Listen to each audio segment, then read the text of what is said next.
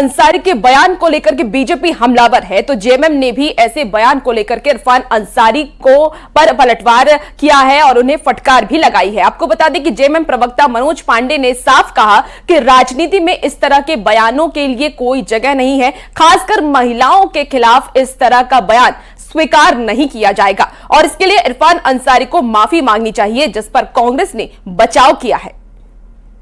देखिए, किसी भी प्रत्याशी के बारे में और खासकर महिला प्रत्याशी के बारे में इस तरह का बयान देना इरफान अंसारी जी को शोभा नहीं देता है। इस तरह की भाषा का प्रयोग लगातार कर रहे हैं तो चुनाव आयोग को भी संज्ञान में लेना। देखिए, बोलने का तरीका गलत है, शब्द गलत है। इस तरह के शब्दों का राजनीति में कोई स्थान नहीं होता है। अमर्यादित बातें करने से बचना चाहिए तमाम लोगों को, जो भी राजनीति में है। परंतु आप देखें, भाजपा के बड़े बड़े नेता भी इस तरह के बोलते हैं। बाबूलाल मरांडी जी ने हेमंत सोरेन को चोर बोल दिया था। अरे क्या मजाक बना रखा है आपने। इरफान अंसारी ने जो भी बोला है उनको गलती मानते हुए इरफान जी ने कहा है कि इस तरह की कोई बयान उन्होंने नहीं दिया है। दूसरी ओर भारतीय जनता पार्टी क्या अन्य दलों से ला करके लगभग 30 से 35 उम्मीदवार उन्होंने दूसरे दलों से आयात करके इस चुनाव के मैदान में उतारा है।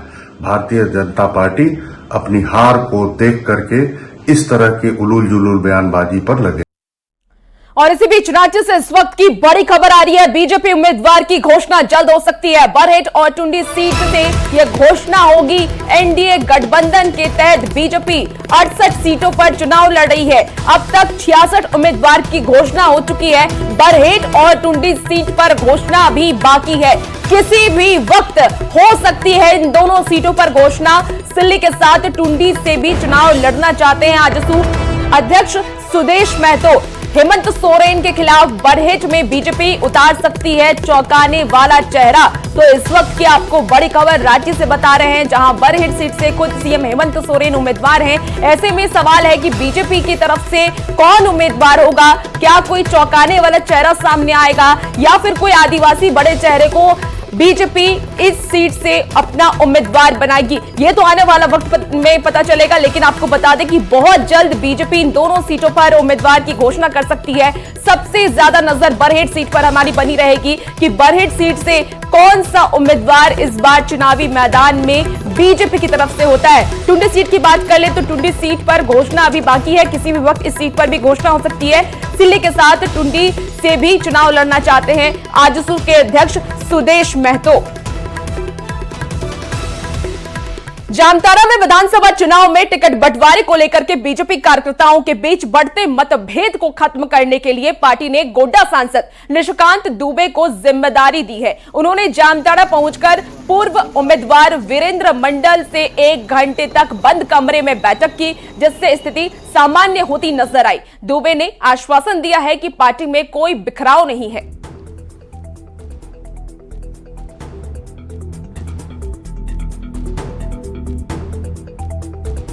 तिहाई बहुमत से सरकार बनाएगी और जो भी भारतीय जनता पार्टी को मजबूत करने के लिए जिस भी कार्यकर्ता ने योगदान दिया, जैसे जामताड़ा में लगातार पिछले 10-15 साल से वीरेंद्र जी जैसे आदमी लगे रहे।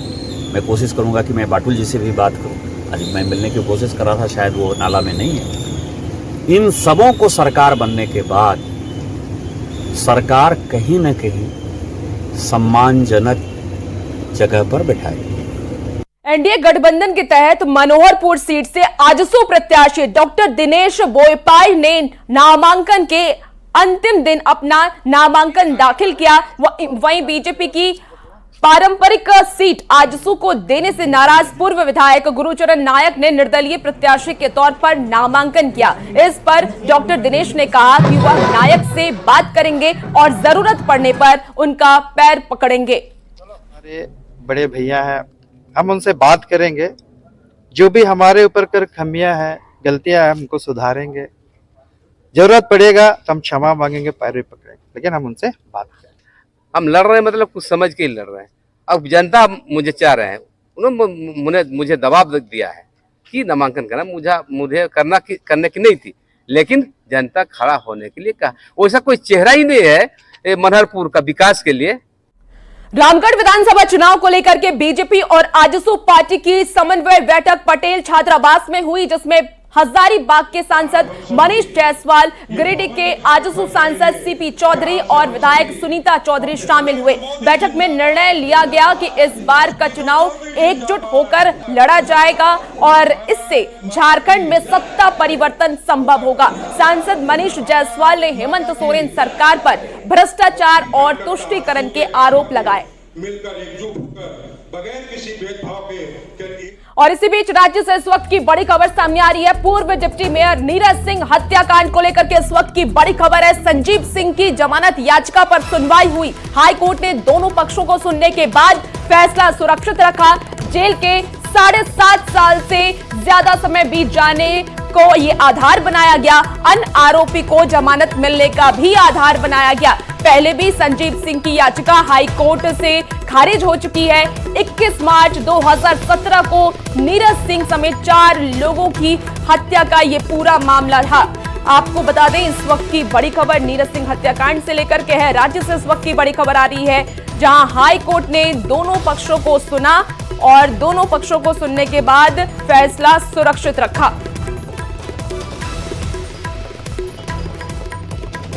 टैक्स चोरी मामले में साहिबगंज में ईडी की कार्रवाई देखने को मिला है। ईडी की 4 सदस्यीय टीम ने महादेवगंज स्थित सीटीएस के पत्थर माइंस में पहुंची, जहां पूरे पत्थर खदान की ड्रोन कैमरे से मापी कराई गई। वहीं इस कार्रवाई में फॉरेस्ट विभाग के भी कई कर्मी शामिल थे। और वहीं इसके बाद ईडी की टीम मिर्जा चौकी के कार्तिनीय नामनगर स्थित छोटा दामिन बेटा मौजा में सीटीएस के दूसरे क्रशर प्लांट और माइंस पर पहुंची और थोड़ी देर वहां रुकने के बाद वहां से वापस लौट गई।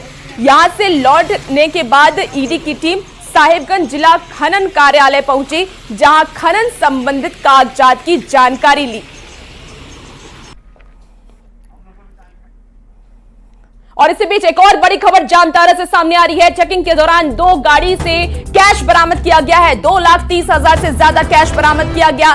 बाइक से 99,900 कैश जब्त किए गए हैं। 4 पहिया गाड़ी से 1,30,000 से ज्यादा कैश जब्त किए गए। पश्चिम बंगाल सीमावर्ती महेश मुंडा चेक पोस्ट से कैश बरामद हुआ है।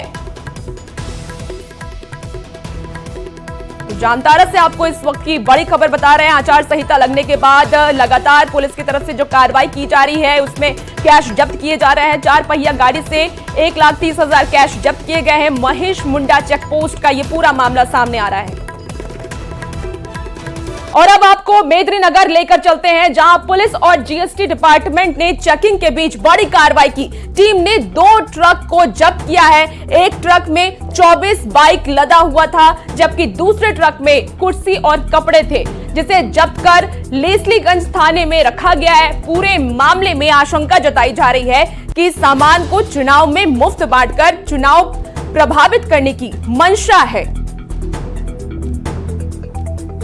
और गुमला चैनपुर थाने के किरिंग गांव में 65 वर्षीय सुनील टोम्पो की अपराधियों ने हत्या कर दी। सुनील के सर पर टांगी से 4 बार वार किया गया। हत्या के कारणों का पता फिलहाल नहीं चल पाया है, जबकि पुलिस मामले की जांच कर रही है। पुलिस ने शव को पोस्टमार्टम के लिए सदर अस्पताल गुमला भेज दिया है। एसआई दिनेश कुमार ने यह भी बताया कि शव को गहरे वार के निशान थे। जो शव की पहचान की गई उसमें ज्यादा गहरे वार के निशान थे और ग्रामीणों का यह भी कहना है कि मृतक का किसी से विवाद नहीं हुआ था। और इसी बीच मौसम से जुड़े हुए इस वक्त की बड़ी खबर सामने आ रही है। चक्रवाती तूफान दाना कमजोर हो गया है। आज से सामान्य होगा मौसम। 1-2 दिनों में मौसम पूरी तरीके से सामान्य हो जाएगा। कुछ जिलों में बादल छाए रहेंगे। हल्की बारिश के आसार भी जताए जा रहे हैं। मौसम विभाग ने इसे लेकर अलर्ट भी जारी कर दिया है।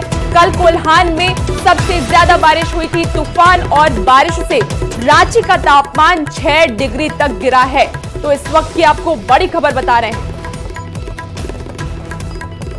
और फिलहाल इस बुलेटिन में इतना ही। खबरों का सिलसिला न्यूज़ 18 बिहार झारखंड पर जारी रहेगा।